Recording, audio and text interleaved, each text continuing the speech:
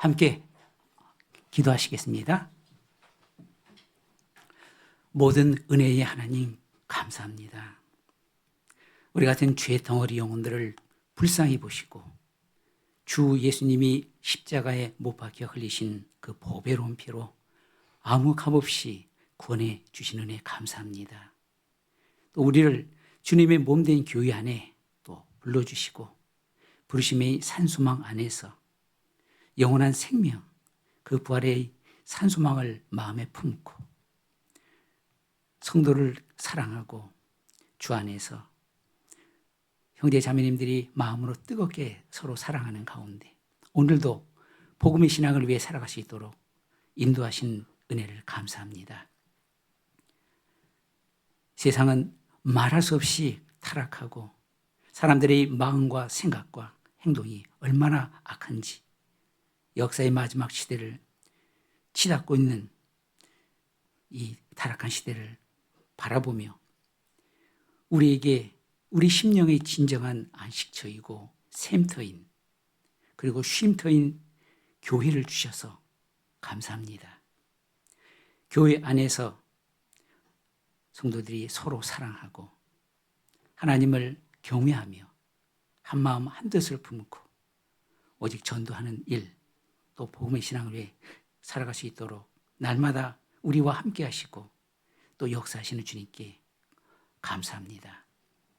우리 교회를 통해서 국내뿐만 아니라 해외 땅끝까지 복음이 힘있게 전해지고 또 우리 교회를 통해서 하나님께서 영생에 이르는 열매를 날마다 풍성히 또 맺도록 은혜 베풀어 주심을 또한 감사합니다. 지금 하나님 앞에 머리 숙여 기도하시는 서울 도봉교회 형제 자매님 각 사람 그 마음과 생각 속에 평생에 바라고 간절히 원하는 모든 것으로 오로지 하나님의 뜻과 영광을 위해서만 살고자 하는 마음의 소원과 열정을 주님 이 땅에 오시는 그날까지 오직 복음의 신앙 안에서 복음의 일꾼이 돼서 언제나처럼 하나님의 말씀에 붙잡히고 복음에 매여서 주님 뜻과 영광을 위해서 살아갈 수 있기를 우리 모두가 한 마음으로 간구합니다. 때를 따라 도우시는 주님의 은혜의 말씀으로 또 지혜로 하나님께서 각 사람에게 충만하게 채워주셔서 오직 하나님이 공급하시는 힘으로 우리 모두가 날마다 힘있게 살아갈 수 있도록 인도해 주시기를 주님께 간구합니다. 자비로우신 주님의 도우심과 은혜의 성령 그 말씀께 우리의 삶을 의지하고 언제나처럼 주님께 소망을 두며 살아갈 수 있도록 인도해 주시기를 기도합니다. 모든 것 주님께 의지하고 감사드리며 우리를 영원한 죄악 가운데서 구원해 주신 예수님의 이름으로 기도했습니다. 아멘. 시편 51편입니다.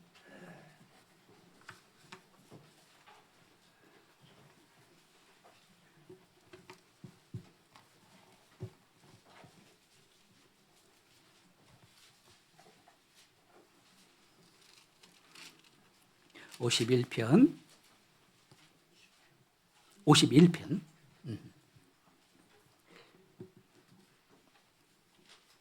9절로 10절 말씀.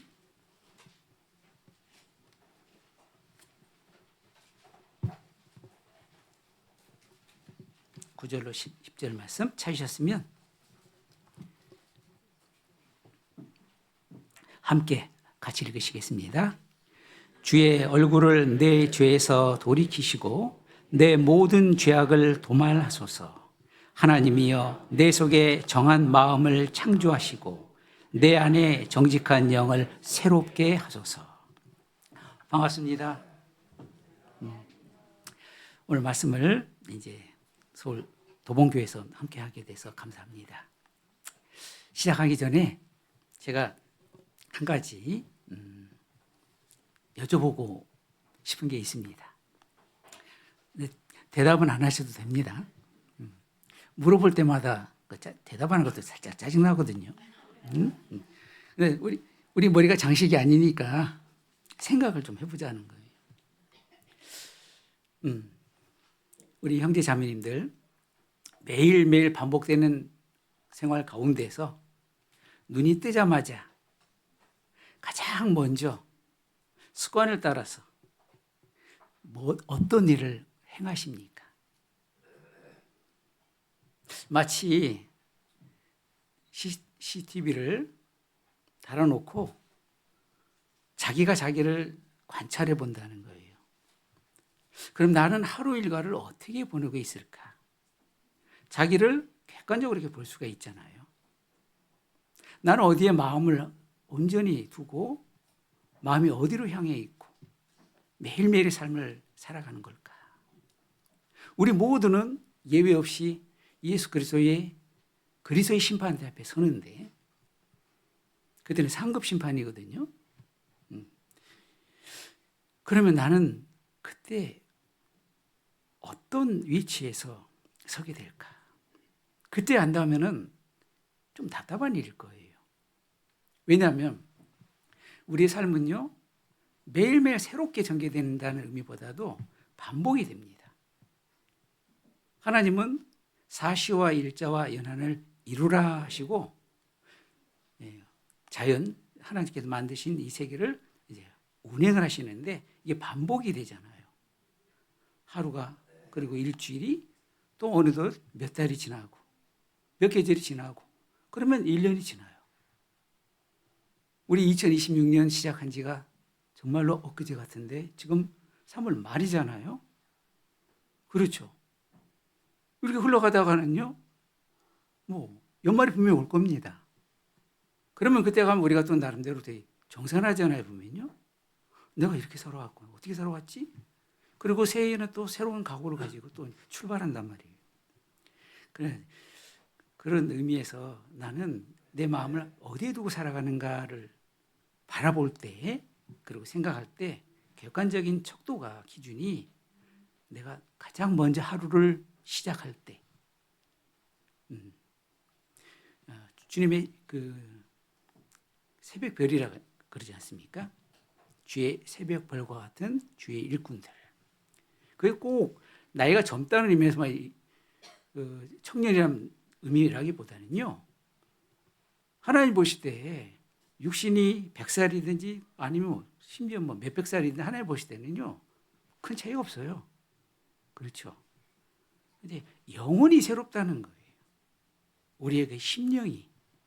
그건 결코 늙지도 않거든요. 그래서 매일매일 하루를 눈 뜨자마자 나는 기도로서 시작을 하는가. 그리고 또 정해진 장소에서 말씀으로 시작을 하는가. 그걸 하루 일과를 마무리할 때도 동일하죠. 우리 모두는 바쁜 현대인의 삶을 살아갑니다. 하루를 마감할 때도 하나님 앞에 조용히 혼자만의 시간을 가지면서 기도하고 말씀으로 마감하는 그 날이 하루, 이틀, 사흘, 일주일, 한 달, 몇 개월, 그리고 1년 지나면요, 결과는 전혀 달라집니다.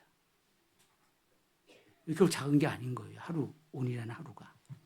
자, 그런 의미에서 나는 하루를 시작할 때 어떻게 시작을 하고 하루를 마무리할 때 어떻게 마무리하는지 이렇게 한번 이렇게 자신을 마치 객관적 입장에서 CCTV를 띄워놓고 보는 것처럼 보면요, 이렇게 바꿀 수가 있거든요.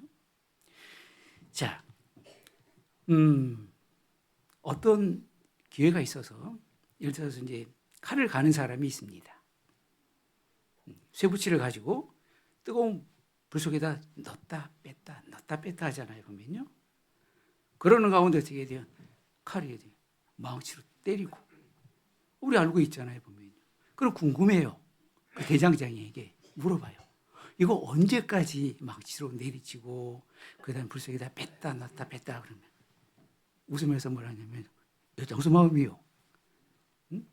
하루에 여장수가 몇 번이나 가위질을 할까? 여장수 마음일까요? 자, 대장장이가 치는데요, 뭐라고 얘기했는지 그 말이 제 심장에 탁 꽂혀버렸어요. 예, 칼 갈아가지고 이것을 내 얼굴에 비춰서 내 얼굴이 비칠 때까지 이거를 망치로 두들기고 불 속에다 넣다가 담금질하고 빼냅니다. 그 칼이 완전히 이물질 덩어리인 철이잖아요. 철, 그 다음에 그걸 불 속에다 넣어가지고 이물질을 다 빼낸 다음에 계속 망치로 때리고 또 때리고 언제까지?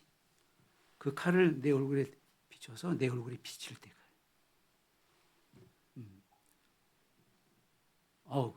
감흥이 별로 없으셔요. 괜찮습니다. 하나님이 우리에게 물어봐요. 너를 통해서 나를 나타내고 싶다. 그렇죠? 내 안에 하나님 그러시잖아요. 내 안에 너 있다. 맞아요. 너를 통해서 나타내고 싶다. 너는 내 거야. 거듭난 그 때부터 너는 네 것이 아니고 내 것이야. 맞아요. 그런데 너를 통해서 여기 계신 형제자매들 각사랑 사람에게 주님이 나한테 물어보셔요. 너를 통해서 나를 나타내고 싶은데 나는 얼마만큼 나타나고 있니? 물어봤을 때 꽂힌다는 거예요.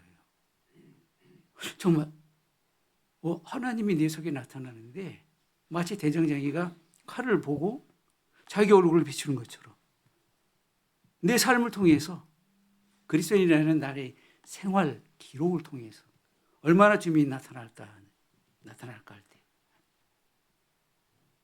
울림이 있더란 말입니다. 내 심령이. 자, 그런 의미에서 이제 제가 처음에 질문했고요. 자, 또 한 가지. 우리 선조께서 사물에 대해서 이름을 잘 지으셨습니다. 물론 우리 인류의 조상인 아담은 사람이라는 뜻이잖아요. 그 아담이 하나님께서 불러주시는 이끌어주시는 동물들에게 이름을 붙였어요. 그게 굉장히 지혜롭다는 얘기죠. 식물에게 이름 지었다는 얘기는 없어요. 보면. 근데 우리 선조는 이 식물에게 이름을 지었습니다.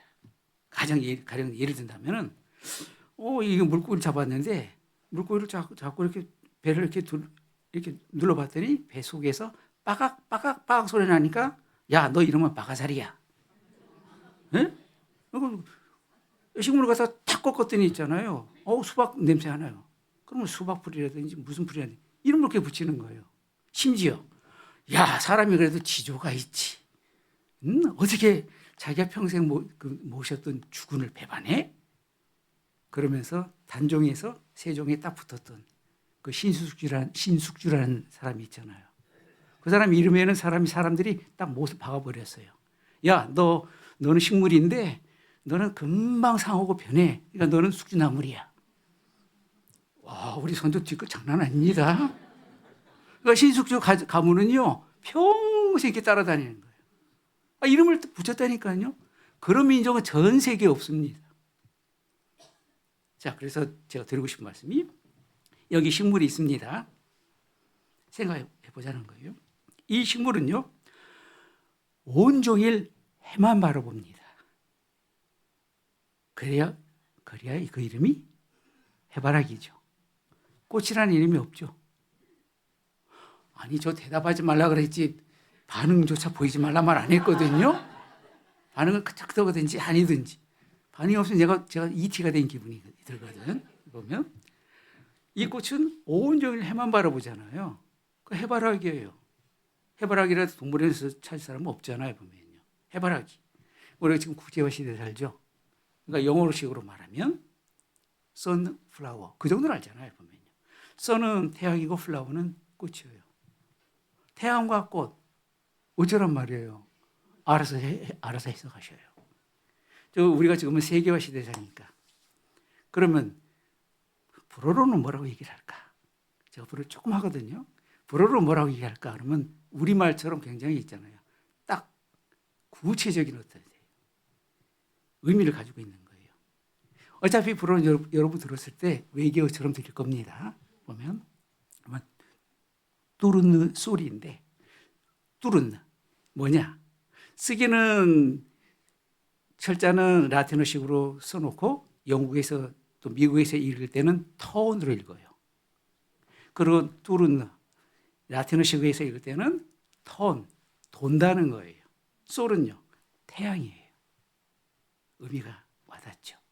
이 꽃은 태양을 중심으로 해서 자기 몸을 틀어서 태양을 중심으로 해서 돈다는 거예요. 이 해바라기가 아침에 해가 시시각각으로 떠서 움직이죠. 네, 그러면 이 하찮은 꽃도 자기 중심이 아니고 자기 몸을 틀어가지고 태양을 향해서 턴 한다는 거예요. 하나님이 그렇게 지으셨어요. 너는 오직 해만 바라봐. 개미도 마찬가지죠. 개미에게 가서 그 부지런하고 성실함을 배우라고. 하나님이 이유 없이 창조하신 게 없잖아요. 보면요. 모두 사물에. 이 꽃은 가만히 보십시오. 이 꽃도 바라보는 방향성이 있고, 그리고 그가 사모하는 지향하는 어떤 대상이 있는데, 만물의 으뜸인 사람이 없겠습니까? 사람은요, 하나님의 형상대로 지음을 받은 영혼을 소유한 존귀하기 짝이 없는 사람이에요. 고난받았어도 그 영혼들을 위해서 예수님이 어떻게 돼요? 생명을 지불하시고 십자가의 보배로운 피를 흘려서 구원해 주셨어요. 그 죄인들을 향한 하나님의 사랑이 그토록 크다면은 구원받은 성도는요, 하나님의 사랑을 완전히 통째로 숫자로 다 입은 거듭난 그리스도인들이며 하나님 보실 때 얼마나 보배롭고 좋은 게 하겠습니까? 그런 의미에서 거듭난 그리스도인은 구원받은 그 이후부터는 오직 주님만 바라보라고 지으심을 받은 새로운 피조물이고 창조물이에요. 맞죠? 그렇습니다.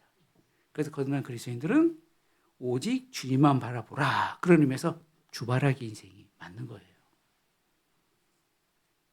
하나님은요, 사람의 마음에 영혼을 사모하는 마음을 주셨느니라. 전도서 3장 11절 말씀이에요. 우리 이 몸에요, 하나님을 향한 그 마음, 영혼을 사모하는 그 마음, 영혼의 그 절절한 그리움, 하나님이 우리 몸속에다가 아예 장착을 하셨어요. DNA로 세팅을 해주셨어요. 그러니까 사람이 찾는 거예요. 있기 때문에. 그런데 헛된 것을 찾죠. 하나님을 찾고 영원한 생명을 찾으라고 주셨는데 그것이 아니고 세상 것을 추구하잖아요. 거듭난 그리스도인들은 하나님이 창조하신 부르심에 합한, 부응한 영혼들입니다. 그럼 그 효과는요, 한 번이면 끝나 아니에요. 구원받은 이후부터 세상, 우리는 하나님 앞에 갈 때까지, 주님이 이 땅에 오실 때까지 영혼을 사모하는 마음은 여전히 우리 속에서 작동을 합니다. 구원받은 이후에도 나는 날마다 무엇을 사모하고 살아가느냐, 내 마음은 어디로 향해 있느냐 결정한다는 거예요. 이스라엘 사람들은 그걸 알아요. 자기네 말이 그걸 가리키고 있습니다. 마음이라는 거. 어떤 사람은 얘기가 일체유심조. 마음먹기에 달려있다. 알려면 제대로 알아야 되죠. 만물보다 힘이 썩고 부패한 것이 마음인데. 그걸 성경에서만 가르쳐 주시잖아요. 근데 그 마음에 뭐가 장착이 되어 있냐면 나침판이라는 게 장착이 되어 있습니다. 나침판 어떤 역할을 하나요? 나침판의 가장 중요한 목적은 방향성이에요. 어떤 사람이 두 사람이 아주 심각하게 의논하는 거예요. 어디를 향해서 가야 되는데 자기 주장대로 막 하는 거예요. 아니 이 길이 맞다니까 막 그러는 거예요.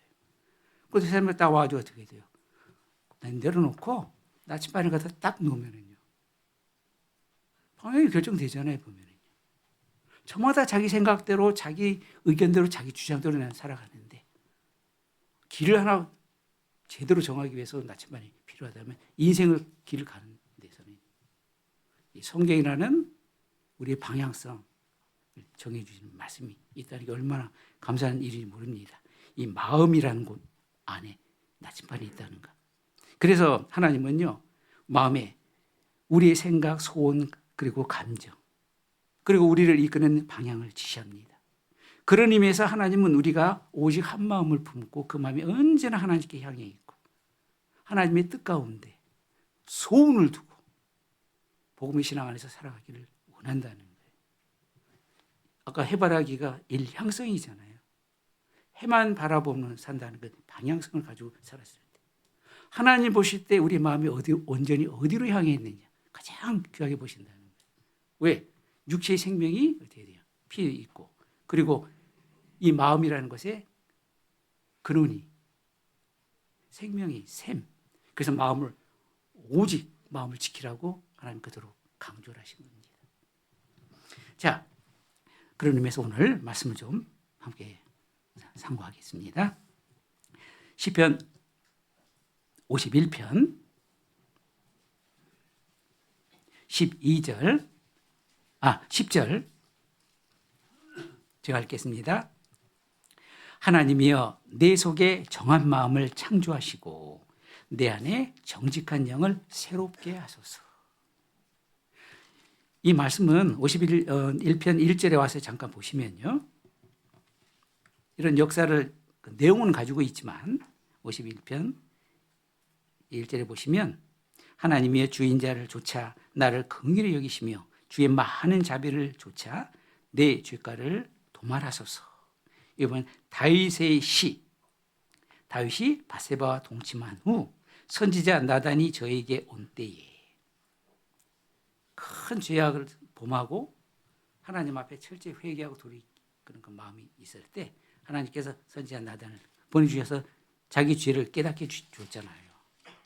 그러면서 다윗은 그 죄의 근원이 그 뿌리가 어디 있는지를 알게 됐고 그리고 하나님 앞에 부르짖습니다. 주의 얼굴 9절에 주의 얼굴은 내 죄에서 돌이키시고 내 모든 죄악을 도말하소서. 10절은 같이 읽으시겠습니다. 하나님이여 내 속에 정한 마음을 창조하시고 내 안에 정직한 영을 새롭게 하소서. 오늘 말씀은요. 내 심령 여기 있는 각 사람 새롭게 해주십시오.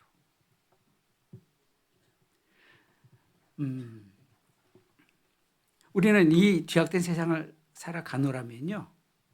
죄가 여러 가지 형태, 여러 가지 모양으로 묻어서 들어옵니다. 왜? 세상 자체가 죄악 세상이고 또 그리고 비록 우리가 거듭났어도 우리 마음은 여전히 있죠. 타락한 그 본성, 죄의 기질이 여전히 남아있어요. 자, 그런데 하나님 앞에 우리 심령은 새로워지고자 하는 그 소원이 있습니다. 그러나 육신의 그 죄의 기질, 타락한 본성은 정반대의 성향을 가지고 있죠. 그러니까 우리는 매일매일 내 안에 마음속에 전쟁터에서 싸우는 거예요. 하나님의 뜻대로 살고자 하는 그 소원이 있고 또 그 마음도 있고 그런데 육신의 죄의 기질이 이 안에서 또 오늘 이 세상은 또 마귀의 지배 아래서 그리스도인의 대적이기도 하기 때문에 우리는 그런 전쟁터에서 살아갑니다. 예, 상황 자체가 심각한 전쟁이라 한다면요. 거기서 좋을 틈이 없어요. 그렇죠? 예, 우리나라 이제 멀찍이 떨어져서 보고 있지만 지금 중동 같은 이게 보면은요. 완전히 이게 좀 전쟁판이잖아요, 보면은요. 우리는 멀리서 이렇게 보고 있는 입장인데 그런데 지금 우리나라도 70년 전만 하더라도 바로 이 영토 위에서 큰 전쟁이 있었잖아요. 그리고 연합군이 그 많은 16개 나라에 와서 같이 합력해가지고 공산주의 세력하고 싸웠던 그 바로 그 전쟁터이기도 합니다. 근데 거듭난 그리스도인들은 영적으로 동일하죠. 자, 새롭게 하소서. 하나님은요, 하나님은 거룩하신 분이셔요. 그리고 우리 모두를 얼마나 사랑하셨는지 하나님이 곧 자기 피, 예수님의 십자가의 보배로운 피로 우리를 살리기 위해서 내어주셨어요. 그 실제잖아요. 그리고 늘 함께 하시고 우리 구원받은 그리스도인을 통해서 하나님은 하나님의 그 소원, 복음을 전하는 그 원대한 위대한 그 계획 이루시기를 원하십니다. 얼마나 하나님이 여기 계신 형제자매님들을 또 교회를 사용하시기를 원하는지 정말 바라십니다. 마치 문둥병자가 주님 앞에 나왔잖아요. 문둥병자는 왜? 전염되기 때문에 그 죄의 특성상 어떤 한 공간에 갇혀서 살아야 돼요. 쉽게 말하면 격리돼서 살아야 돼요. 그런데 주님 앞에 나오려고 그러면요. 자기하고 싸움에서 일단 주님 앞에 나올 때까지 많은 장애물들이 있어요. 난 대중 앞에 나가면 잘못하면 맞아서 죽을 수도 있어. 주님 앞에 가려고 그러면 많은 건장한 사람들이 진을 치고 있고 옹이하고 늘 다니고 있는데 생각해 보십시오. 문둥병자 주님 앞에 나와가지고 있잖아요. 아무런 어떤 제약이나 방해 없이 그냥 나와가지고 주님 앞에 엎드려가지고 주여 원하시면 나를 깨끗게 하실 수 있나이다. 주님은 다 보고 계시는 거예요.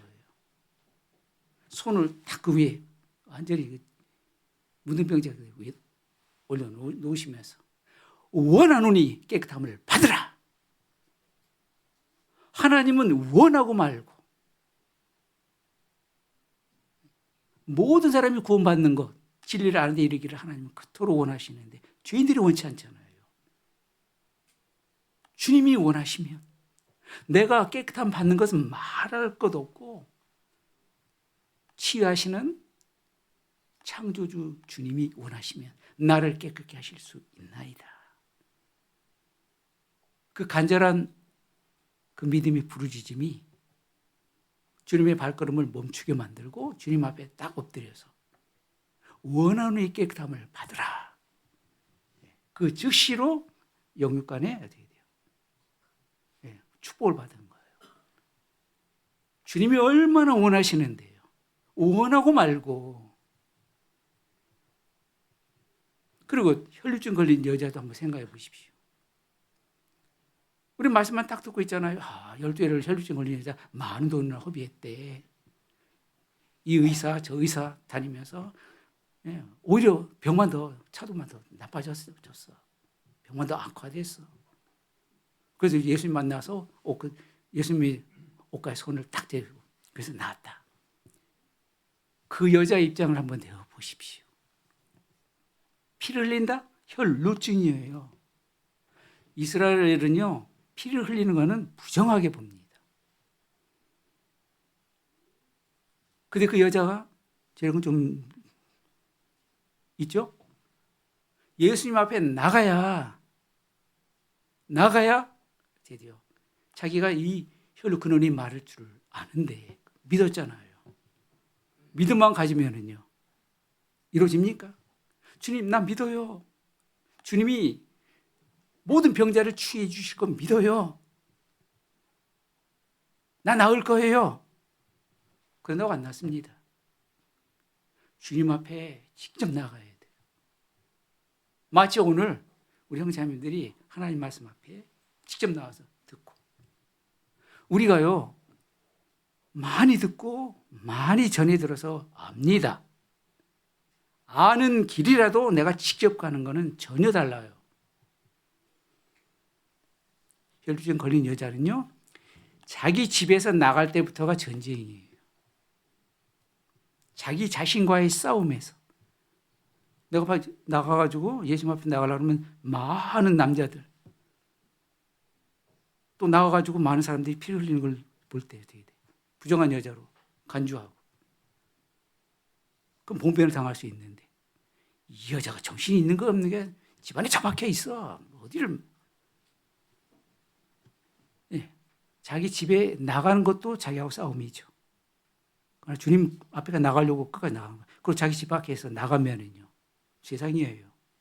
주님 앞에 가려고 그러면은 피를 조금씩 흘린 상태에서 주님 앞에 나가면 여전히 많은 그 유대인들을 보십시오. 유대인들은요, 율법을 지키는 일에서는 철두철미하게 지켜요.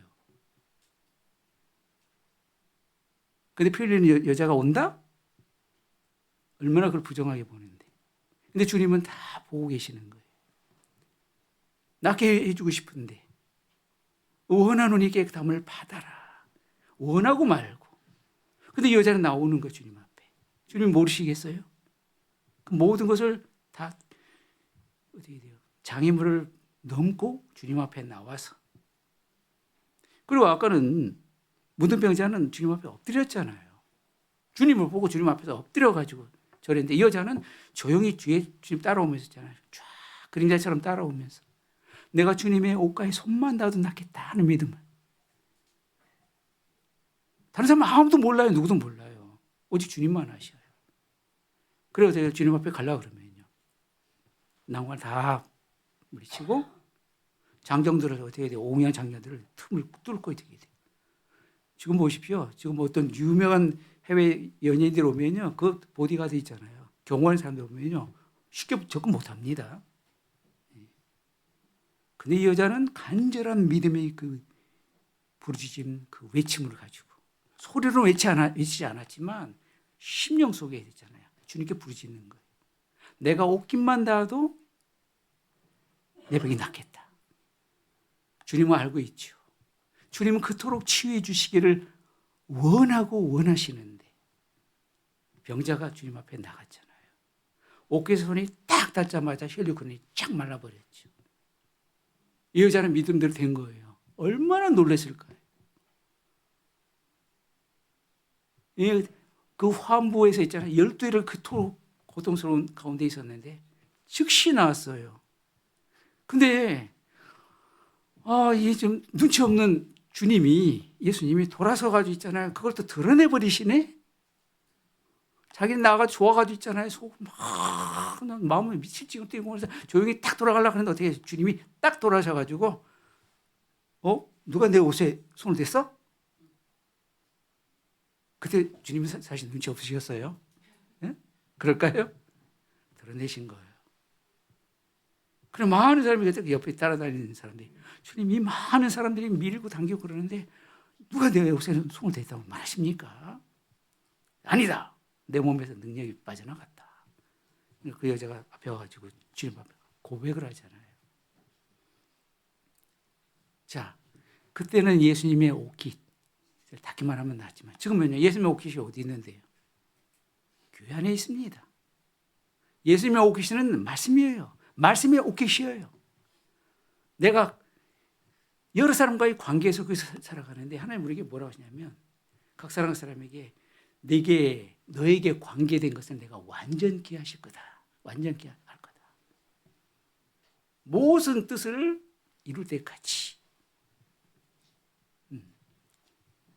그러면 우리는 낫기를 정말 간절히 원하는 마음으로 주님 말씀 앞에 나오면 그 말씀의 옷자락을 통해 가지고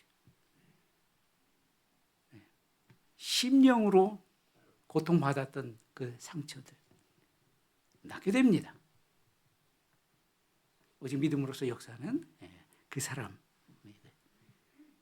실천적인 행위를 통해 가지고 우리가 아는 거하고 실천해서 받는 건 또 다른 거거든요. 자, 그래서 하나님 앞에 정말 새롭게 되고자 하는 그 마음이 있죠. 그 사람을 하나님은 오늘도 찾으셔요. 하나님은 하나님께 나오는 자, 예배하는 자, 하나님께 예배하는 자, 곧 하나님께 나오는 자, 이 몸을 자체를 가지고 신령과 진정으로 예배하는 자들을 하나님은 찾으신다. 이토록 예배하는 자들을 찾으신다는 거예요.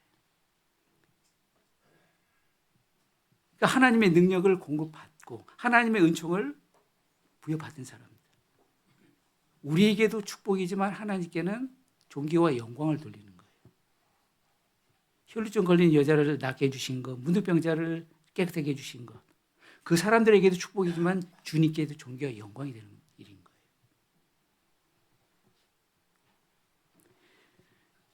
잠언 22장입니다. 여기는 표시를 해두시고 잠언 22장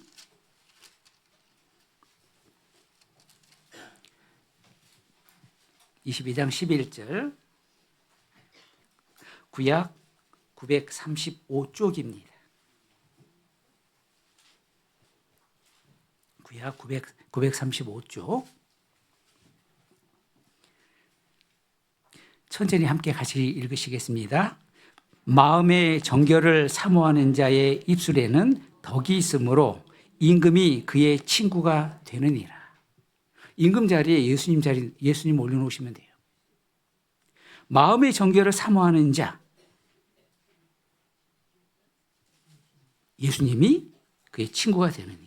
잠언 22장 11절, 구약 935쪽입니다.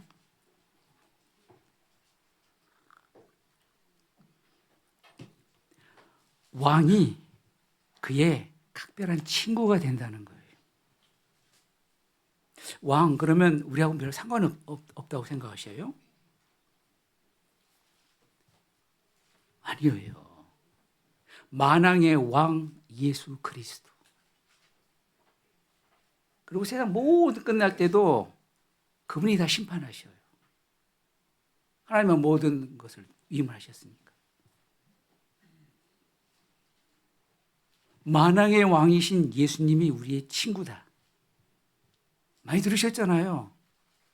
제가 묻겠습니다. 대답은 안 하셔도 돼요. 참말로? 정말로? 만왕의 왕이신 예수님 우리 친구다. 친밀한 친구다.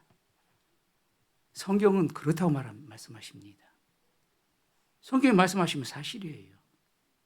근데 우리는 여기 계시는 각 사람이 친구잖아요. 또 친구들 간에서 연합해서 또 친구들. 예수님이 나에게 어느 정도의 친밀한 친구인가? 아까 말씀드렸을 때 칼을 얼굴에 비춰서 반짝반짝 빛나서 내 얼굴에 비친다니까요. 구리하고 동을 반짝반짝 닦으면은요 거울 대신에 비쳐요.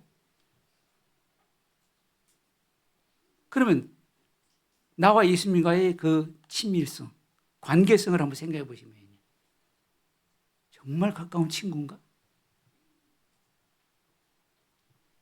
세상의 왕, 절대 권력을 가지고 있는 왕, 지금도 그런 나라 많이 있습니다. 그 왕들이 자기 가까이에 아주 친밀하게 사귀는 친구가 있다. 그 굉장한 특권이고 능력인 겁니다. 자, 만왕의 왕이신 예수님이 그의 친구가 되는데 어떤 사람에게 마음의 정결을 사모하는 자. 하나님은 거룩 그 자체이시기 때문에 정결한 사람을 알게 돼요. 그것도 마음, 심령이 정결한 사람.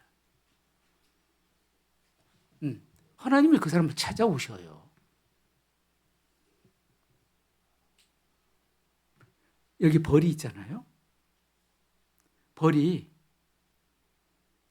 파리처럼 썩은 거 찾아다니는 벌이 있나요? 반대로 파리는요.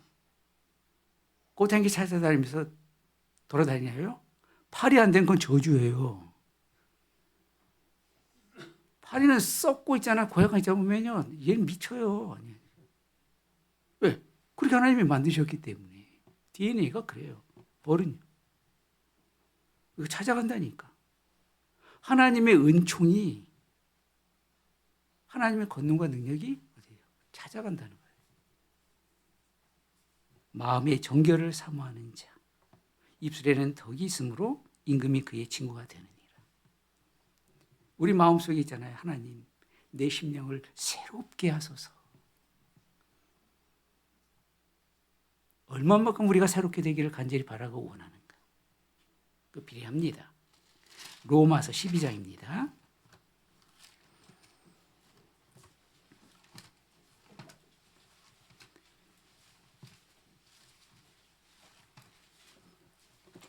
로마서 12장 신약 256쪽입니다. 로마서 12장 1절 제가 읽겠습니다. 그러므로 형제들아 내가 하나님의 모든 자비하심으로 너희를 권하노니 너희 몸을 하나님이 기뻐하시는 거룩한 산제사로 드리라. 이는 너희의 드릴 영적 예배니라.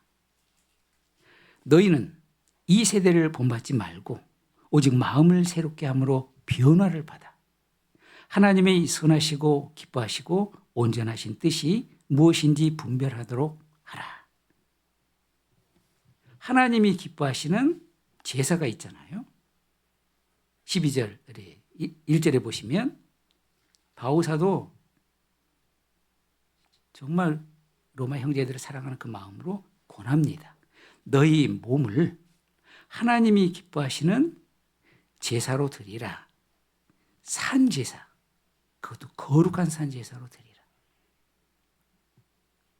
드리는데 그 주체 대상이 뭐냐면 우리 몸이라는 거예요. 우리 몸 안에는요 영혼이 들어있습니다. 물론 마음도 들어있죠. 그러니까 우리 몸은요 사람의 영혼을 담고 있는 그릇이라고 볼 수 있어요. 너희 몸, 전 그리스도인으로서 전 인격, 그 전 존재를 이 몸 하나에다 표현한 겁니다. 너 자신 자체를, 너희 모든 것을, 그 마음이 포함되어 있는 것이죠. 내가 사실 몸을 하나님께 드리는데 마음은 다른 데가 있으면 세상 걸 좋아 살아면요 몸 따로 마음 따로 아니라 그리스도인으로서 전 인격 그리고 전 존재, 온 마음 전심이라 그러잖아요. 일심이라 그러잖아요. 오직 한 마음이라는 거예요. 아까 그 해바라기의 그 일양성처럼.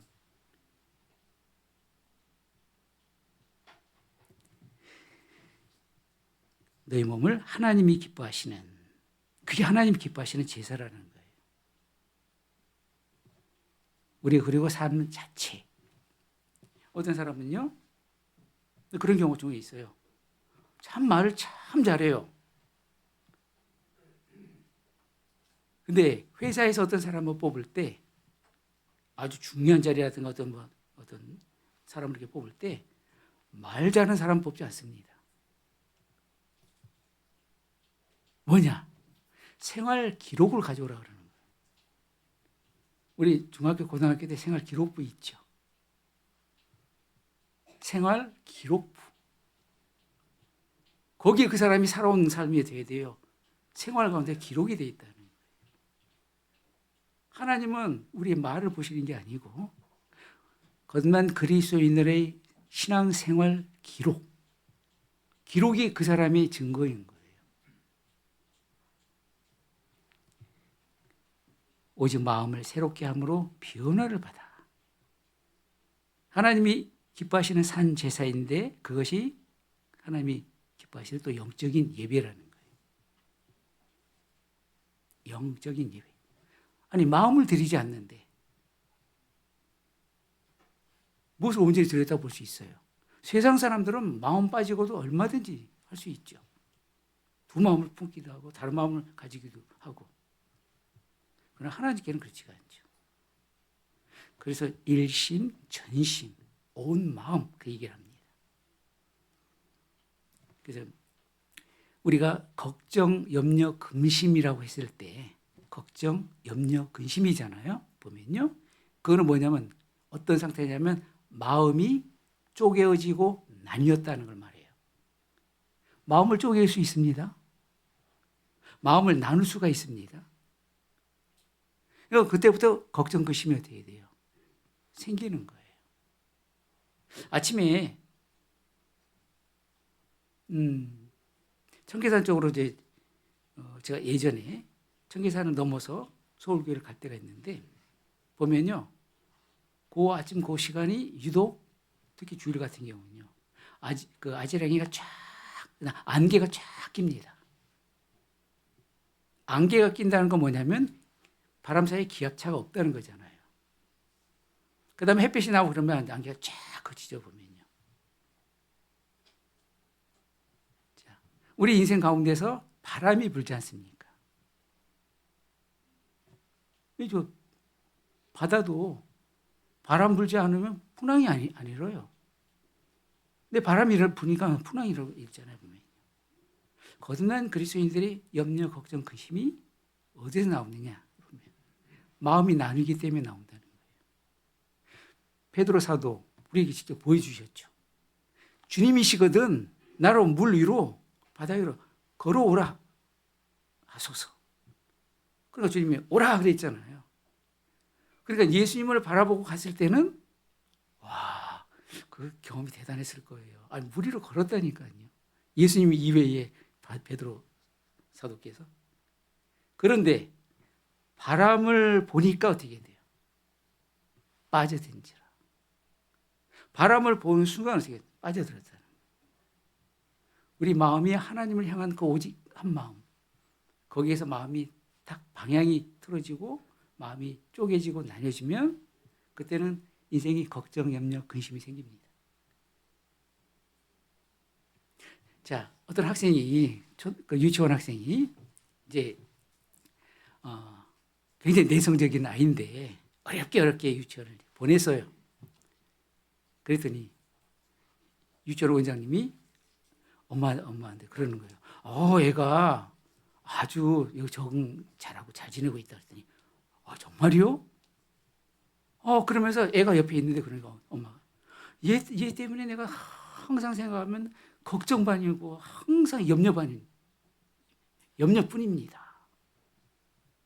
그냥 아이가 딱 듣고 있다가 뭐라 그러냐면 엄마 날 좀 봐. 엄마 나한테 관심이 있는 거야 없는 거야? 아니 나는 지금 개나리 반인데 나더러 염려 반이래. 나는 개나리 반에 있는데 엄마는 나더러 근심 반이래. 아이한테 뭐라고 얘기할 거예요? 우리 형제자매님도 생활하는 가운데 걱정 반인 자녀들이 있습니까? 근심 반인 우리 가족들이 있습니까? 개나리 반은 하나님한테 창조 반이잖아요. 맞죠? 나도 썰렁한 줄 알아요. 바로 그 걱정, 염려, 근심이 사람을 마음을 쪼개고 나눈다. 자, 하나님이 기뻐하시는 또 하나님이 기쁘시게 받으시는 영적인 예배다. 그리고 또 구체적으로 이 세대를 본받지 말라라고 하는 거예요. 이 세대를 우리가 이 세상을 살아가지만은 닮아가지 말라는 거예요. 그리고 오직 마음을 새롭게 함으로 변화를 받는 거예요. 변화가 중심에 있습니다. 거듭난 그리스도인들은 반드시 변화를 해야 돼요. 애벌레가 애벌레인 상태로만 계속 있으면요, 그 상태로 끝나버리겠죠. 밥이 되든지 되든지. 그러나 뇌고추 속에 들어갔다가 나와가지고 달라지잖아요. 거듭난 그리스도인들 성장하고 발전하고 변화하는 것. 변화를 받아야 됩니다. 그거는 마음을 새롭게 함으로 받을 수가 있어요. 나 하나님의 뜻 가운데 나 이렇게 살기를 마음에 각오하고 다짐하고. 하나님이 다니엘이 뜻을 정해서 하나님 앞에 기도했을 때 모든 장애로부터 환난으로부터 핍박으로부터 피할 수 있는 길을 주셨을 뿐만 아니라 하나님이 뜻대로 살고자 하는 그 마음, 그걸 하나님 기쁘게 들어주셨다는 거예요. 사람은요, 어떤 일을 할 때 그 일을 성취하는 것을 보게 되면 사람의 열정이 들어가지 않고 어떤 각오와 뜻과 의지가 들어가지 않는데 성취하는 경우가 없다는 거예요. 이 일? 들어보니까 괜찮아 보이는데 뭐 한번 해볼까? 그 지금 못 봅니다.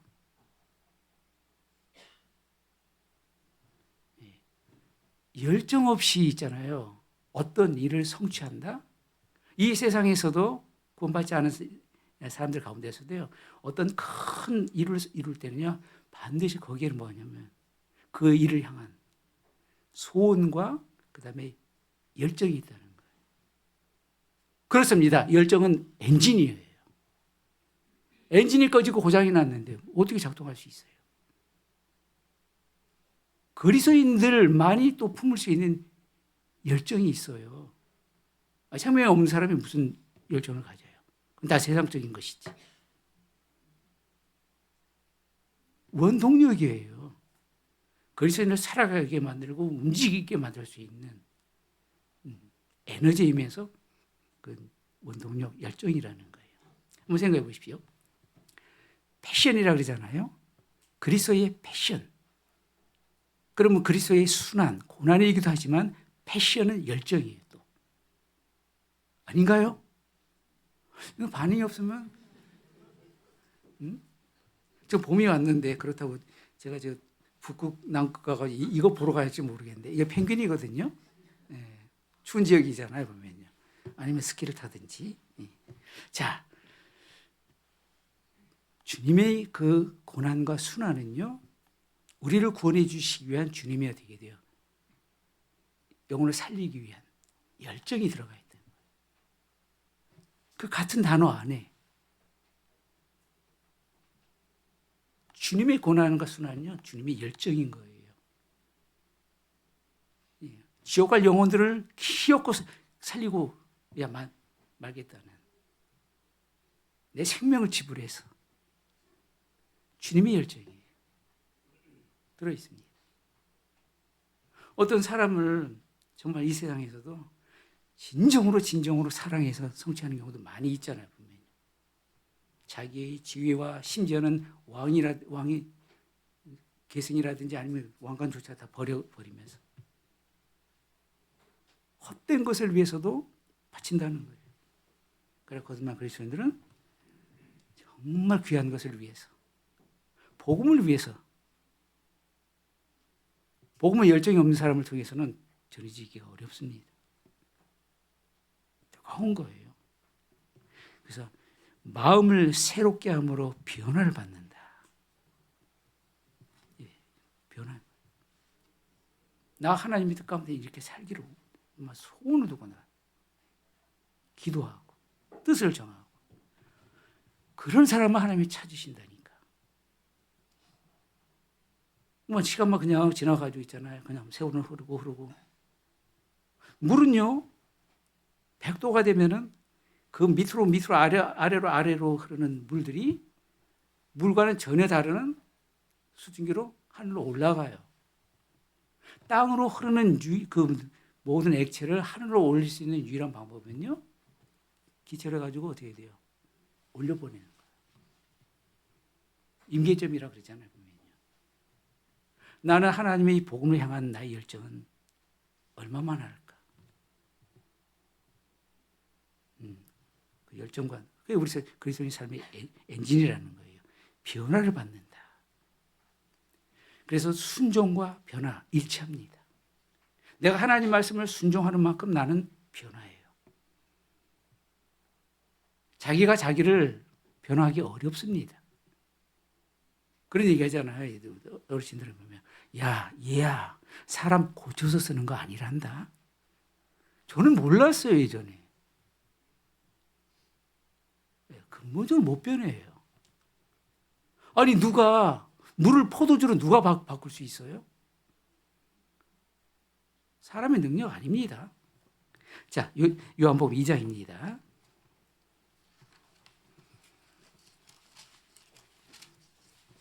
요한복음 2장.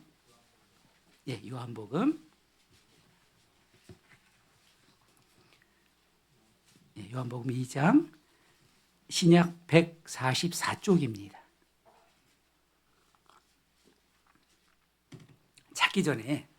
찾으셔도 좋고요.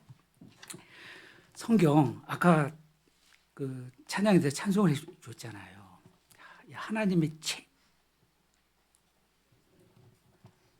우주 가운데서 하나님은 우리에게 딱 두 가지 보물을 주셨어요. 인류뿐만 아니라 우주 전체에서 최고 최대의 보물, 당연하게 성경이죠. 근데 만약에 성경만 주셨다, 어쩌라고요? 어쩌라고? 하나님 책 좋아요. 근데 그럼 어쩌라고? 하나님과 우리 사이는요, 그대와 나 사이가 너무 멀구나. 바다가 육지라면 하면서, 응? 아니 내가 구원받지 하고 관계없으면 무슨 상관이 있는 건 있어요? 그런데 예수님을 주셨잖아요. 인류 최대의 보물, 만국의 보배이신 예수님을 주셨잖아요. 아는 사람이든 모르는 사람이든 모든 사람에게 그걸 가지고 있어요. 정말 이건 뭘로 값으로 환산할 수 없는 겁니다. 영원한 생명으로 지상에서 살고 있는 사람은 지상에서 영원으로 딱 끌어올릴 수 있는 유일한 하나님의 말씀. 그리고 하나님은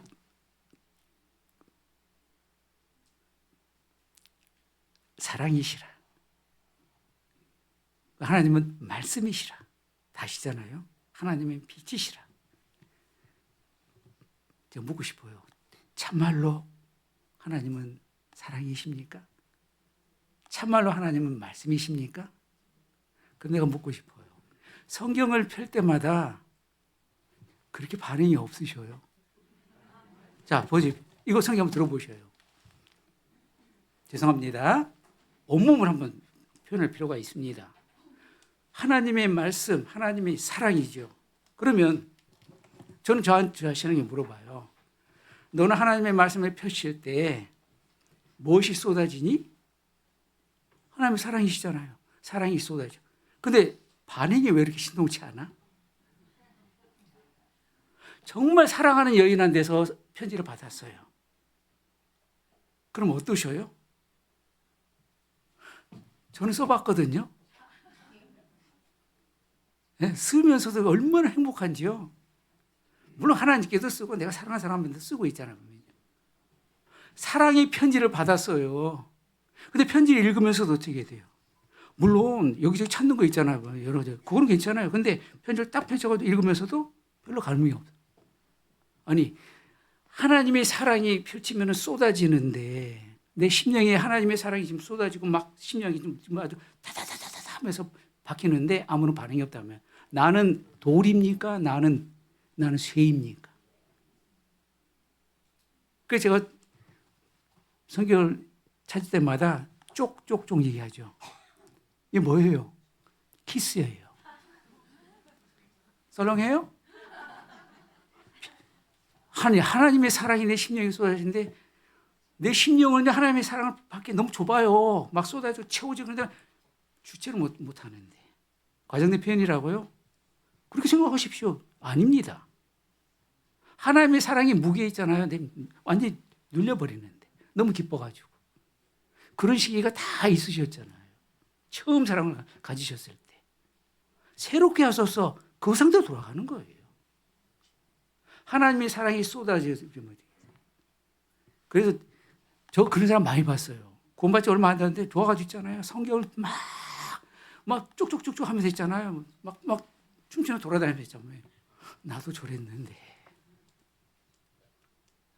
그건 과장 아니에요. 진짜예요. 지금도 하나님의 사랑 쏟아집니다.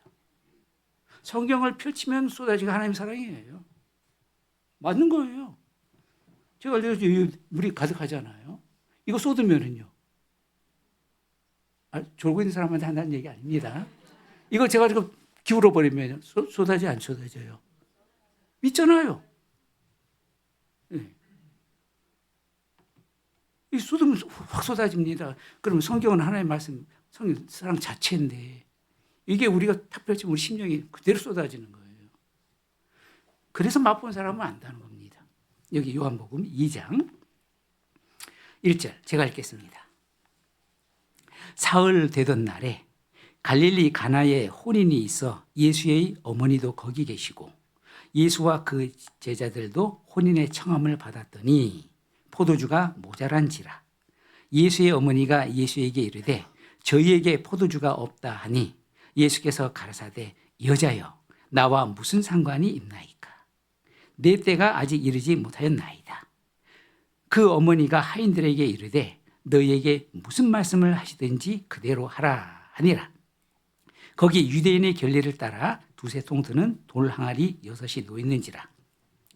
예수께서 저희에게 이르시되 항아리에 물을 채우라 하신즉 아구까지 채우니 이제는 떠서 연회장에게 갖다 주라 하심에 갖다 주었더니 9절은 같이 읽겠습니다. 연회장은 물로 된 포도주를 맛보고 어디서 났는지 알지 못하되 물 떠온 하인들은 알더라. 연회장이 신랑을 불러. 잘 아시는 내용이잖아요. 잠깐 생각해 보겠습니다. 자, 가나 그 혼인 잔치에 있어서 예수님의 첫 번째 기적. 근데 포도주가 모자란지라. 그래서 예수의 어머니가 예수에게 이르되 저희에게 포도주가 없다 하니 내 때가 이르지 않았다. 예수님이 십자가에서 돌아가실 때 아니죠. 그러니까 그 말을 듣고 그 어머니가 하인들에게 이르되 너희에게 예수님이 무슨 말씀을 하시든지 그대로 하라 하니라. 무슨 말씀을 하시든지 그분의 입에서 나오는 말씀은 그대로 행하라. 하나님은 우리에게 말씀을 하시고 그대로 행하라. 그럼 우리에게 생활 기록부가 되는 거예요. 실천 생활 기록부. 그대로 그것이 하늘에서 되되 영원한 영광과 상급으로 그대로 이어진다는 거예요. 간단하잖아요. 어렵지 않잖아요. 보면요. 자, 그리고 이제 예수님이 말씀하십니다. 7절 예수께서 저희에게 이르시되 항아리에 물을 채우라 하신즉. 물론 항아리라고 하는 그 질그릇이잖아요. 질그릇이니까 우리 이제 몸을 질그릇이라고 비유를 하잖아요. 우리 질그릇 안에 보배를 간직했으니 이제 근데 복음을 깨달아서 구원받는 사람 보면 성령도 이제 또 우리 안에 계시지 않습니까?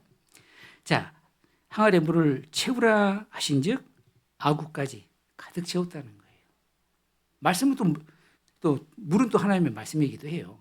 물로 깨끗이 해서 우리 심령을 정결케 하는 그런 의미. 자, 그리고 8절에 그리고 이제는 떠서 연회장에게 갖다 주라 하시매 갖다 주었다. 그런데 9절에 보시면요. 연회장은 포도주를 맛봤어요. 근데 물로 된 포도주인지는 몰라.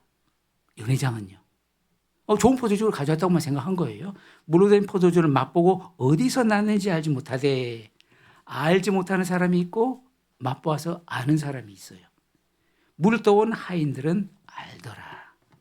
아는 사람은 하인들인데 물 떠온 사람들이 알아요. 주님의 말씀을 실천한 사람, 실행한 사람은 안다는 거예요. 주님은 모든 사람에게 하나님이 베푸시는 은총, 그리고 지혜, 성령의 능력을 베풀기를 원하시는데 그 받는 길과 방법이라는 거예요.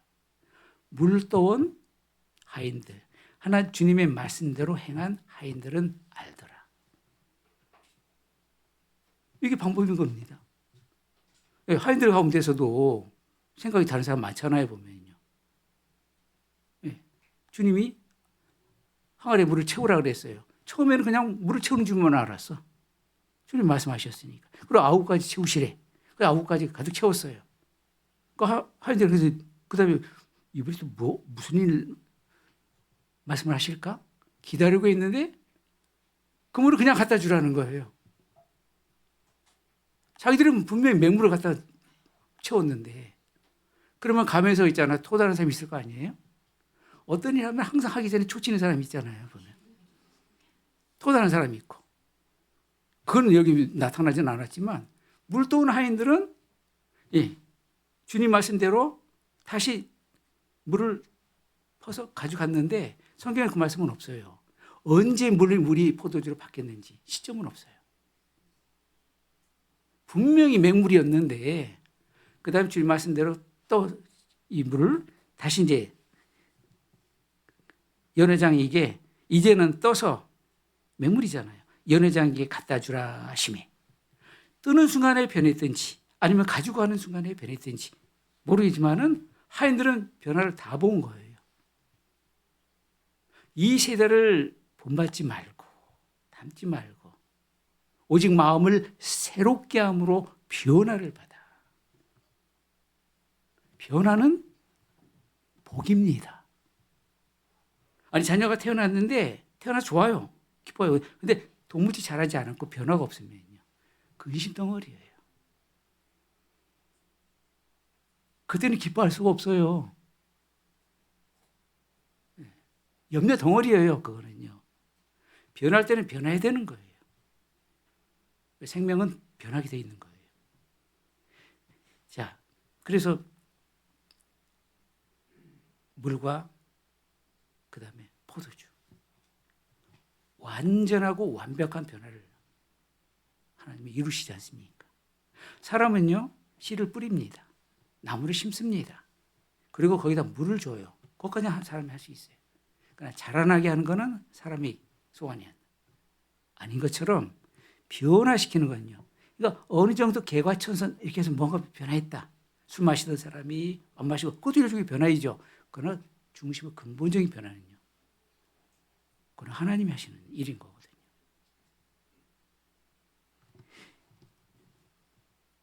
이제는 떠서 연회장에게 갖다 주라 하심에 갖다 주었더니 알지 못하는 사람, 연회장 알지 못해요. 근데 물도온 하인들은 알더라. 물도온 하인들은 알다는 거 생각해 보시면 겉은 그리스도인들에게는요 참된 올바른 삶의 길이 이미 열려 있어요. 하나님 믿는다고 하는 세상 사람들 가운데서 구원받지 못하는 사람 많잖아요. 보면요. 전부 다 자기네 방식으로 믿는 거예요. 그리고 우리는 성령의 독신과 또 그 은혜와 능력으로 믿음으로 말미암아 우리는 구원을 받았어. 하나님의 말씀대로 순종하는 가운데. 그러니까 그 복음의 그 은혜 다 맛봐서 깨달으신 분이잖아요. 무돈 하인들처럼 우리가 다 그렇습니다. 그래서 주님의 말씀대로 우리가 준행하고 실행함으로 비로소 그때 체험이 생깁니다. 이 하인들은요, 예수님을 이제는 점점 알아가고 믿어가기가 어떻게 돼요? 점점 다. 여기에서는 하인들의 그 이후의 행적이라든지 그에 대해서는 구체적인 게 없지만은 주님의 기적을 보고 맛보고 체험했잖아요. 그런 사람은 주님을 따르고 있잖아요. 또 주님 일에 또 귀하게 쓰임 받기가 좋습니다. 그리고 참된 알미 생긴다는 거예요. 물도는 하인들은 알더라 그랬잖아요. 그래서 순종이 없이는 참된 알은 주어지지 않습니다. 알긴 알아요, 내가 보면. 그런데 아는 길하고 내가 그 길을 직접 가는 길하고 다르잖아요, 보면요. 그리고 또 복음을 이제 깨닫고 구원받는 사람들에게 하나님은 이제 직접적으로 체험하게 하십니다. 그러니까 회개하고 복음을 믿으라 그랬잖아요.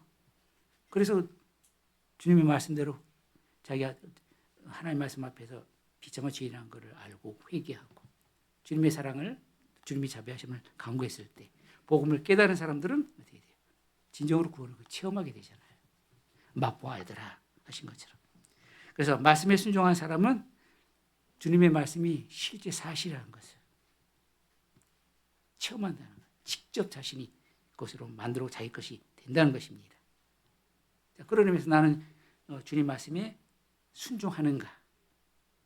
순종한다면 얼마만큼 하는가? 칼을 얼굴에 비춰봤을 때 얼마만큼 어떻게 되거든? 아니면 거의 안 비치듯이, 아니면은 희미하게. 어떤 사람은 어떻게 해도 아주 더 명료하게. 궁창의 증인 달처럼이라 그랬잖아요. 거듭난 그리스도인들은 달로 비유했다면 햇빛을 얼마만큼 받아가지고 그것을 지상에 전해주느냐. 그거에 따라서 주님을 얼마만큼 나를 통해 가지고 나타냈냐. 그걸 볼 수가 있지 않습니까? 자, 시편 119편입니다.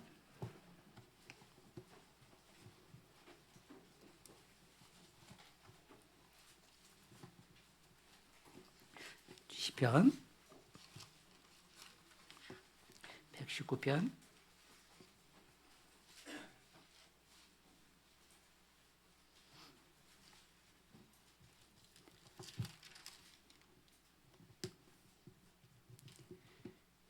자, 여기 새롭게 된 사람들에게 마음이 새로 받기를 원하는 사람들,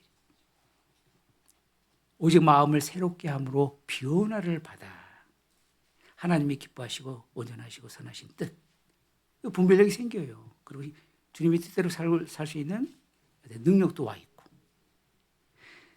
시편 119편 18절 말씀입니다. 구약 889쪽. 이제 마음속으로 이제 하나님 말씀 찾으면 족족하시죠? 예. 왜냐하면 성경은 서양 사람들은요, 홀리 키스라 그래요. 너희들 서로 만날 때 거룩한 입맞춤으로 무난하라 그러잖아요. 그때 입맞춤이라고 하면 우리식 말하자면은 입맞춤이라. 근데 홀리니까 거룩한 입맞춤으로. 자, 사람들 사이에서 있잖아요. 서양 사람들은 그렇잖아요. 보면요, 뭐 공원이든지 뭐 어디든지 남녀들이 만나가지고 있잖아요. 그 모습 보면 별로 아름답지는 않아요. 남녀끼리 막 이렇게 해주면요, 진하게 뭐 키스하는 거 보면요, 그러면 집에 가서 저 밖에서 저렇게 막 그러잖아요. 보면. 그런데 거룩한 입맞춤이라는 거 생각해 보시면 얼마나 아름다운지 모릅니다. 근데 입술로 하는 그게 아니라 마음이라는 거예요. 성도들 간의 마음으로 서로 사랑하는 그 마음으로 입맞춘다는 거예요. 온수 입맞춤 아니죠. 보면. 그 마음으로 하나님 말씀을 내가 오직 한 마음으로 방향성, 일향성을 가지고 오직 하나님을 향한 그 마음을 가지고 말씀을 사모하는 그것이 거룩한 입맞춤이라는 거예요. 하나님 말씀을 향한 것이. 하나님을 그토록 사랑하는 사람은 어떻게 해야 돼요? 하나님은 얼마나 베풀고 은혜 베푸시기를 원하시는데 그런 사람이 많으면 그건 축복받는 일인 겁니다. 119편 여기 18절 보시면 제가 읽겠습니다. 내 눈을 열어서 주의 법에 기이한 것을 보게 하소서. 심령이 새롭게 된 영혼들에게 아까 하나님이 그랬잖아요. 마음의 정결을 사모하는 자에게 입술에 덕이 있으므로 왕이 임금이 친구가 되느니라. 하나님은 그런 사람을 찾고 그 사람을 발견하면요, 그렇게 기뻐하시는 거예요. 그리고 그런 영혼들에게 보게 해주십니다. 하나님의 놀라운 계획, 예수 그리스도 안에 감추인 보화, 모든 보화. 보화는 감춰 있잖아요.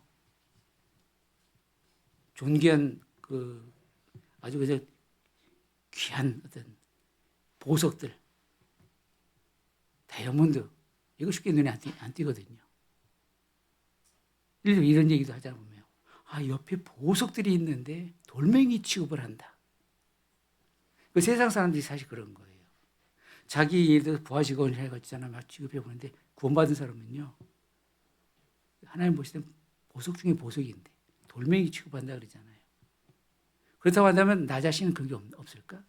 내가 형제 자매님들을 취급할 때 정말 하나님 보실 때는 보배인데 돌멩이처럼 하지는 않을까? 내가 그렇게 취급하면요, 나도 나중에 그렇게 받습니다. 하나님의 말씀도 정말 보배롭게. 주님 그러시잖아요. 나를 존중히 여기는 자를 존중히 여기고, 하나님이 존중히 여기는 사람, 하나님을 존중히 여기는 사람, 그 사람을 하나님도 존중히 여기고, 나를 멸시하는 자를 나도 멸시한다. 예레미야 선지자에게 하신 말씀이 아니라 우리 모두에게도 그렇죠. 근데 우리 거듭난 그리스도인데 하나님은 어떻게 멸시를 해요? 그럴 수는 없죠. 그런데 하나님은 말씀이신데, 하나님도 사랑이신데, 말씀을 가까이 하지 않으면 결론적으로는요, 하나님을 멸시하는 거예요. 보면. 자, 내 눈을 열어서 주의 법에 기한 것을 보게 해 주십시오. 내 심령을 새롭게 해 주십시오. 그걸 간절히 원하는 사람에게 하나님은 하나님의 모든 그 놀라우신 귀한 것, 놀라운 것, 경이로운 것, 하나님이 하시는 모든 일은요, 사람은 상상도 할 수도 없고 생각할 수도 없고 모든 일은 보면 경이로운 일인 거예요. 놀라운 일인 거예요. 우리가 알고 있어서 그렇지 하나하나 이렇게 생각하고 깊이 있게 묵상해 보면요, 놀랄 뿐입니다. 내 눈을 열어서 주의 법을 기이한 것을 보게 하소서. 그 사람에게 마음을 열어서 보게 해주십니다. 아까 변화를 얘기했잖아요. 나는 하나님의 말씀대로 이렇게 살 수 없다. 정말 하나님의 말씀대로 변화받는 삶을 정말 간절히 바라고 원한다. 하나님은 원하지 않는데 알아서 하나님은 해주지는 않으십니다. 그래서 변화는 말씀을 실제 준행함으로 물이 포도주처럼 변하는 그 변화는요, 하나님을 사랑하는 길인 거예요.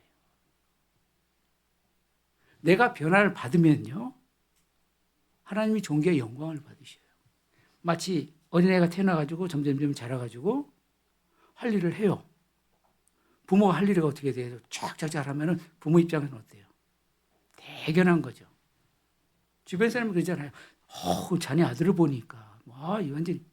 그러면 그 부모님은요, 자동적으로 존귀의 영예를 받는 거예요. 아들의 변화받는 그 삶을 통해서. 그러면 하나님의 말씀을 우리가 실천 준행함으로 물도온 하인들은 알더라 처럼, 그러면 좋은 의미로 긍정적인 영향을 끼치는 변화의 삶을 삽니다. 한 사람이 역사를 바꾸는 경우, 성경에서 한 사람으로 말미암아, 대표적으로 아담이잖아요. 모든 사람이 죄인이 됐고, 한 사람으로 말미암아 모든 사람이 구원을 받고, 한 사람은 악영향을 끼친 거고, 한 사람은 선한 영향을 끼쳤잖아요. 다니엘 한 사람으로 인해서 바벨론 제국에 있는 그 수많은 사람들이 어때요? 절치절명의 상황이 있을 때 하나님 앞에 목숨 건 뜻을 정하고 그랬어야 돼요. 주변에 많은 사람들도 생명에서 건졌죠. 여기 계신 형제자매님들, 그리스도인들, 그 한 사람 한 사람의 선한 영향력 결코 작지가 않습니다. 그래서 내가 변화를 받아야 하나님이 기뻐하신다. 그러기 위해서 변화받는 삶은, 변화는 나를 사랑하는 길이다. 그렇게 볼 수 있습니다. 근데 도무지 변화가 없다. 이런 표현으로 볼 수 있겠습니다. 뭐냐면, 제가 그 표현을 처음 꽤 오래전에 듣고 있잖아요. 제가 이제 문학과 언어가 이제 전공이다 보니까 한동안 꽂혔거든요. 아내를 사랑하는 것은 곧 자기를 사랑하는 것이다. 누가 그런 말 할 수 있어요? 사람이? 아내를 사랑하는 것은 곧 자기를 사랑한다는 거예요. 우리 조선시대의 특히 양반가들을 보면요, 아내를 별로 사랑하지 않잖아요. 그러니까 애를 못 낳는다는 구실을 해가지고 처벌 드리죠. 그 다음에 또 못 낳으면 또 드리잖아요. 그러니까 인생길이 어떻게 돼요? 첩첩산중이지. 이 아내는 한 사람이 있잖아요. 보면은요, 아내를 사랑하는 건 나를 사랑하시고, 아내를 멸시하는 건 곧 자기를 멸시하는 것이. 주님이 직접 하신 말씀이에요. 그 아내 자리에다가 넣어보십시오. 형제를 사랑하는 건 곧 자기를 사랑하는 것이고, 성도를 사랑하는 것은 거듭난 그리스도인들, 예수님 십자가의 그 보배로운 피로, 성도를 사랑하는 것은 주님을 사랑하는 거예요. 그 말씀하셨어요. 보는 바 형제를 사랑하지 못하고 보지 못하는 바 하나님을 사랑한다 할 수 없느니라. 와우. 하나님을 사랑한다는 게 뭐냐면 하나님은 눈에 보이지 않으신데 보이는 형제를 사랑한 것이 하나님을 사랑하는 것이다. 아내를 사랑하는 것이 곧 자기를 사랑하는 것이다. 그러니까 무시한다는 건 멸시하는 거고 자기를 멸시한다는 거거든요. 그러면 결국은 교회를 사랑하는 것은 교회는 주님의 몸이잖아요. 주님은 교회의 머리시고 교회를 사랑한다는 건 곧 주님을 사랑한다는 거예요. 그 안에 성도는 주님의 몸인 성도는 교회를 이루는 구성원이니까. 그러니까 성도를 사랑하는 건 곧 하나님 사랑하는 거예요. 교회를 사랑하지 않은 사람이 하나님을 사랑한다? 정말 이거는 어불성설이죠. 논리가 그렇습니다. 내가 변화받는 것이 결국 하나님 보실 때 하나님을 사랑하는 길이에요.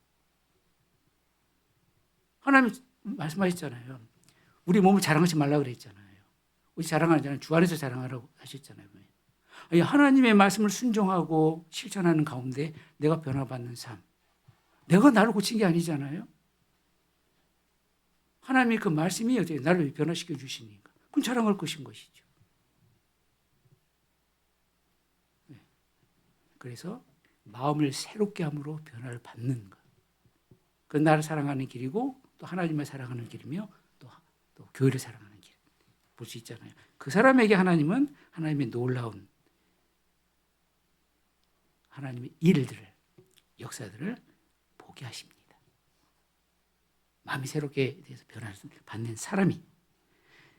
자, 그리고 그 사람을 하나님은 어떻게 보게 하시고 27절에 시편 119편 27절에 같이 읽으시겠습니다. 나로 주의 법도의 길을 깨닫게 하소서. 그리하시면 내가 주의 기사를 묵상하리이다. 깨닫게 하소서. 보게 한다. 그러니까 보기는 봐도 있잖아. 못 보는 사람들이 있어요. 주님이 저희가 듣기는 들어도 알지 못할 것이요. 보기는 보아도 보지 못할 것이요. 육신의 눈이 아니란 얘기잖아요. 우리 그 정도는 아는데. 깨닫는 것도 그렇죠. 하나님이 우리 마음의 문이 있습니다. 믿음에도 문이 있어요. 그러면 우리 마음의 문을 열어주셔서 보게 해주십니다.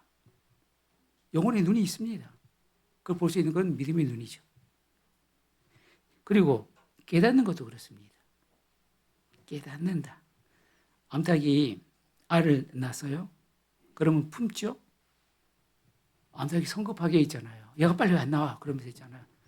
하나님이 창조하셨기 때문에 때와 기한은 하나님이 각색이 다 주셨어요. 때가 찬 경륜. 때가 됐을 때 예수님이 오시고 때가 됐을 때 십자가에 돌아가시고 모든 생명체계도 하나님이 정하신 어떻게 돼요? 때와 기한이 있는 거예요. 그런데 이 어미닭이 급해가지고 있잖아요.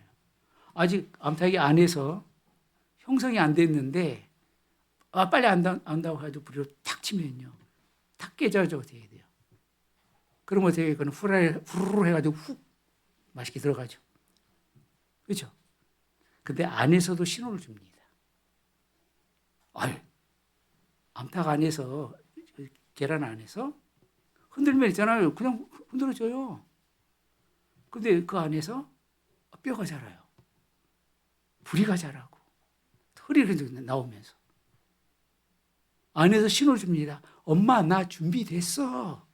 안에서 신호를 줍니다. 시그널을 줘요. 그걸 어떻게 돼요? 어미닭이 한눈 팔지 않고 기다리고 있다가 신호를 딱 드리다. 얘가 준비됐구나. 안에서 신호를 주죠. 밖에서 어떻게 불을 탁 치죠.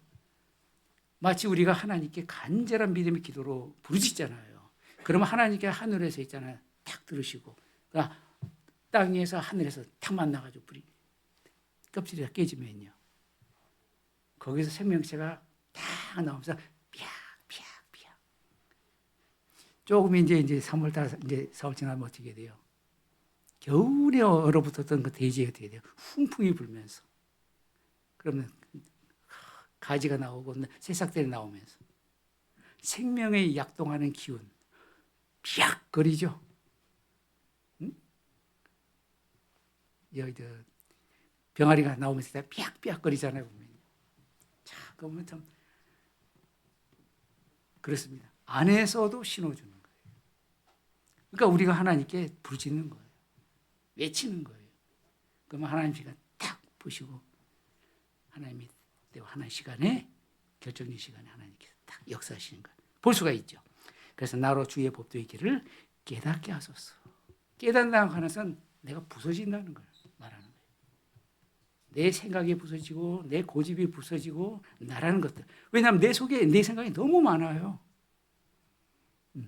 그래서 부서진다는 거예요.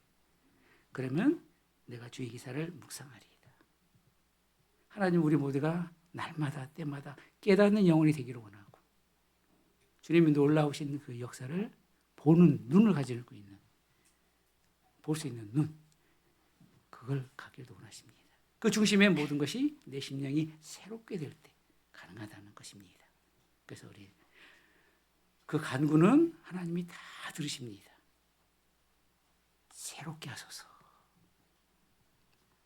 내 마음을 내 심령을 새롭게 해주셔서 주님의 역사의 놀라운 것들을 보게 하시고 또 깨닫게 하시고 주님이 하시는 그 일에 모두가 동참할 수 있고 그래서 날마다 복음에 붙잡히고 하나님의 말씀에 붙잡히고